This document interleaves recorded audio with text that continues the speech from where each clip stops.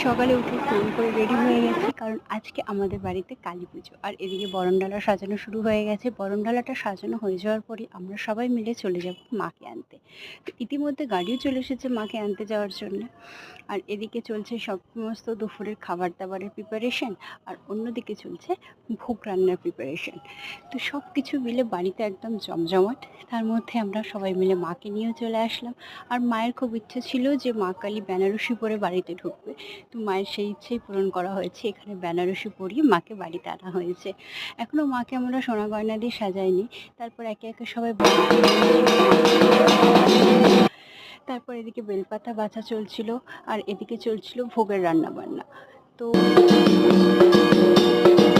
এখানে 108টাও নৈবেদ্য মা গোছাচ্ছিল, আর ইতিমধ্যে জয় নিয়ে চলে এসছে মায়ের জন্য জিভ। এটা হচ্ছে আমাদের মায়ের ফাইনাল লুক। দেখো তো কেমন দেখতে লাগছে আমাদের মাকে, সবাই বলো।